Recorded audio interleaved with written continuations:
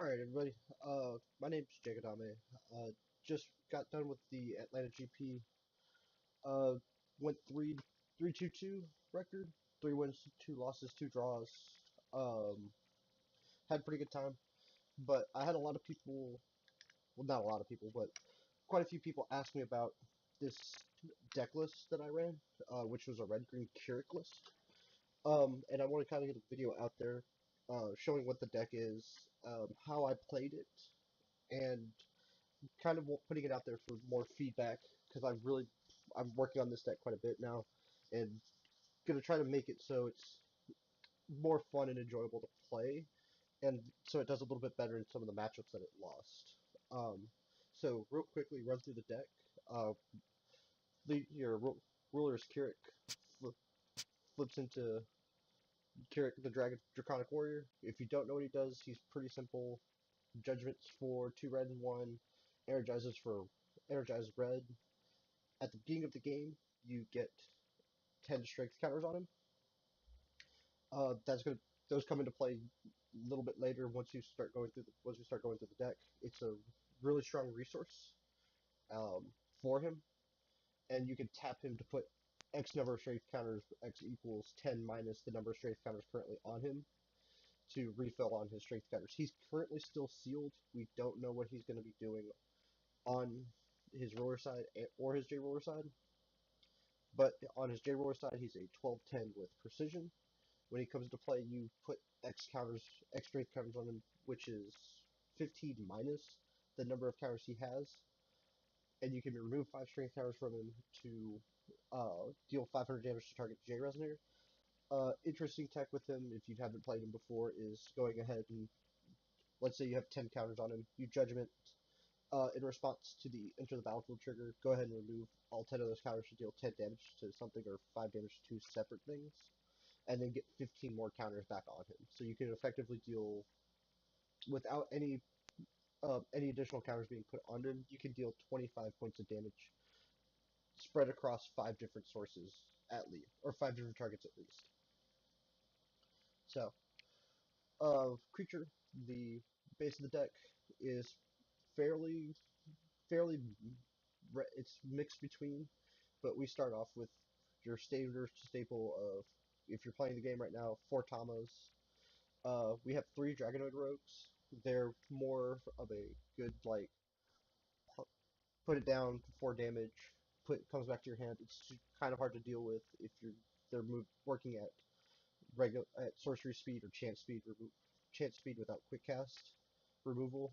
Loses to True Blade of Souls, but you really don't care if he gets True Blade of Souls. There's better targets for that in your deck, in my opinion.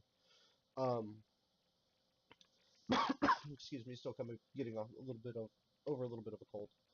Um, Next, 3 Otherworld Dreams. Only reason I have 3 of is so I can slot in more cards. Gives me more room to work with. Um, 3 Cross Counters. Cross Counters, an essential card if you're running Kirik at this point. It is Red Fog. 1 red, quick cast. As an additional cost, you remove X strength counters from your J roller and prevent the next 400 damage times X that would be dealt to a target J resonator or yourself. Um, that's kind of the reason we're running Kirik is so we have this effect. This card is super useful. Um, you can go ahead and like, oh well, they AU'd, they comboed completely off of AU and they're banking on this one shot, and they have no open mana and I have not played a spell this turn. Go ahead and cross counter, remove 10 counters, prevent the next 40 damage that would be dealt to me.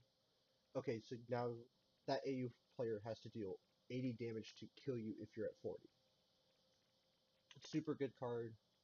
Makes it makes it harder for some matchups to go ahead and just kill you in a single turn, and it makes them waste resources that they probably don't want to waste trying to kill you more than once. Um, Only problem with it is you cannot stack it. You cannot cast 2 cross counters on the same turn and prevent double the damage. So you can't remove 5, prevent 20, play another cross counter, remove 5, prevent another 20. It doesn't work like that. Uh, 3 of Food Supply. Really good card. 1 red, quick cast, put 5 strength counters on Kirik, and draw a card. It's really nice to have. and it's super handy once you sideboard in um, against certain matchups, which we'll go into a little bit once we talk about the sideboard and why these are probably going to stay in no matter how many iterations I change. Just because when it draws you a card, two, it helps you with if you sideboard into your secondary ruler. Three Hell Flames just does a one drop red spell that can deal 10 damage to any creature. 15, 20, 25, depending on how many strength counters are on Kirik with food supplies, flips, and stuff like that. It's a fairly effective one drop kill a creature spell. And then two sprinting flame horses help you when Kirik flips because he has precision on his ruler side. Uh, Helps you remove more of their board if you're trying. As this deck is kind of more geared towards keeping board control. You don't you may not have a big board yourself, but you don't want them to have nearly as wide of a board as some of these Freyr decks are getting to. Really helps against Lumia decks that are hoping to have creatures when they go ahead and command. It keeps them fairly low on creatures and keeps you in the game once they go to ult. Once they go to use their win condition at any point. Uh, for Mikes, super good card. Um, I mean, there's no underestimating. Like this card does so much work for you. Look at three cards, pick a card that you need for your situation, and then deal 400 damage to a creature. I'm just probably, in my opinion, the strongest card in this deck that's not uh, Otherworld Dreams or Severing Winds. Cross Counter is like the fourth strongest card because you're going to use it to fog, but this just gives you so much more utility off of it. Three Sylvias, three Freylas, just an aggro package. Turn, you're gonna play them. Gonna go ahead and swing with them the turn that they probably come into play. Not a surprising not surprising cards there. Three Burning Awakenings. I like this card just for the fact that you will have the resources to always play this. Most of the time, like if you're going to, most of the time you're going to swing with maybe like a Tama or something because they haven't blown it up. You can swing Tama, pump. Okay, Tama comes in for 12. It's just a cheeky way of getting in extra points of damage, and it's really good against the tree matchup where you just want to burst them down super fast so they don't have a chance to build up resources with their remove from play area. Three of Severing Winds to just match up with the Otherworld Dreams, and three of Maribellas, going back to like having a mid-range control aspect where you're gonna ramp a little bit, uh, get blast counters, get with breeze counters, make it harder for your opponent to play the game that they want to. Um, Stone base, if you played Pristia or the Red Green Freyr, it's a very similar list. Four Magic Stone of Blasting Waves, four Memoria of Reincarnations, and a Fire Magic Stone and a Wind Magic Stone for ETBs on the Maribellas. The reason I'm running three Maribellas is usually on the first game, you want to be able to see it. It usually helps your opponents. Most people aren't playing it nowadays, so most people aren't prepped for it, and it's good to just see them in game one. Usually they're one of the first. One of them is one of the first things I sideboard out. Usually depends on the matchup. Going into the sideboard, we've got two Concord of Satan Beasts. It's good in a, especially against the Boit uh, Bant matchup. Boit, as the name is going around right now. Uh, because especially if you have a Maribella in play, you go ahead and flip. Okay, make Maribella fight something. Okay, if it kills it, you get a stone. Resonance trigger Maribella. Do it again. Like you just end up wiping board and ramping your entire stone deck out in probably a single turn. Destruction of the Portal was originally sideboarded in here for the wrong reasons. It's become a relevant card once I played this weekend. Super good. Now with Flying Cloud and Omensville's being staples in some of these decks. So definitely keeping this in just because it's good. Remnant, it's good addition destruction with Remnant. Gotta keep it in. Two of Dragon's Breaths. This is for more if the board gets too wide and you really can't deal with it. It's a great way to go ahead and just try to bomb bomb a board out. It hits your board as well, so you need to be careful when using it. But it hits all J Resonators without flying.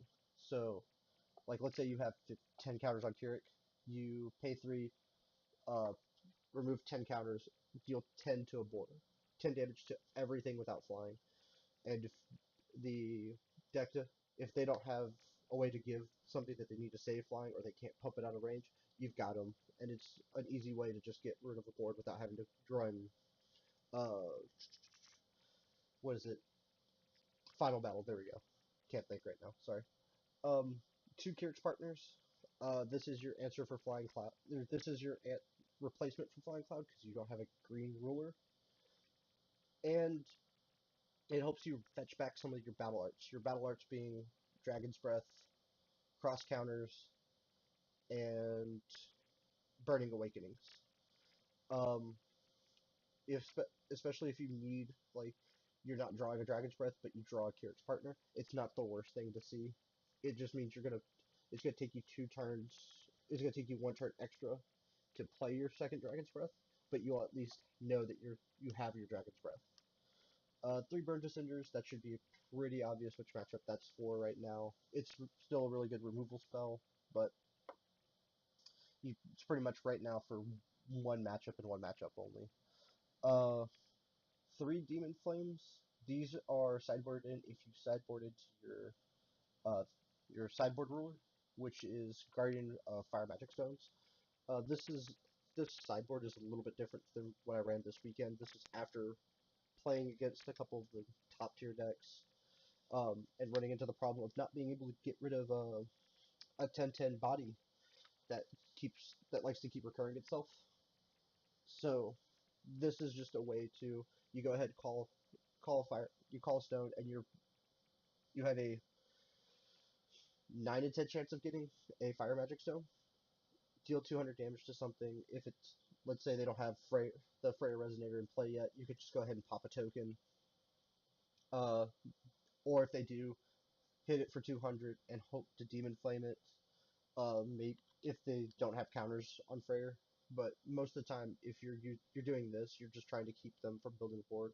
Also works really good against the Lumia matchup, where they are reliant on having Resonators to flicker to go ahead and find all their answers for everything, find their win conditions, and that sort of thing. And so that's the deck. Uh, Pretty much how I played it this weekend was not aggro, and that's really obvious. With if you play Kirik, you kind of play him as a mid-range roller. But you look at like Freyla's and Sylvia's, and you go, well, why wouldn't you be? Well, wouldn't this be kind of an aggro package? It is, but it's more for you're playing Sylvia's. You're going to play a Sylvia probably earliest turn 1 if you have Energize, just because that would be a good turn 1 play. But like if you don't have Energize, you kind of would rather go ahead turn 1 Tama or turn 1 Dragonoid Rogue if you hit your Fire Magic Stone. Turn 1 Tama, draw a card. Okay, turn 2 Mickey or Tama. I would probably play the second Tama instead. Leave a mana up to represent Otherworld Dreams. Even if you don't have it, it's probably good to go ahead and represent it and make your opponent think that you have one. A little bit of mind games there, but most of the time you're probably not going to play these 2 cards till turn 2 or 3, or till turn 3 at best, just so you have mana to represent in Otherworld Dreams, or if you have one, if you draw into one, you'd rather be able to play it. Um, and then it's on you to determine what you're going to Otherworld Streams. I think that's where a lot of my losses came from, is where I countered the wrong things, but uh, that's pretty much it. You can play a little bit behind curve. You can Mikkei's are good turn 2 plays, even if you want to leave mana up for Otherworld Dreams. I feel like they're just a good turn 2 play. Look at 3 cards, filter something, get an answer that you need. Um, the the decks that I played this weekend did play against the Lumia command deck.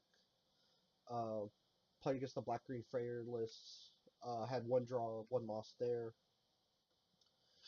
AU was 1 win, 1 loss, and I did not get a chance to play against any of the Bant Boit Freyr lists. Trying to think. Tree was a draw. You kind of for tree matchups, you really need the Burning Awakenings to go ahead and burst them down, and hope you kind of just want to make sure you put them at a point where they don't want to be drawing cards. You really that's where you want to be. Kind of like want to just go straight turn and burn on them. Um, I'm trying to think what decks I play. What other decks did I play?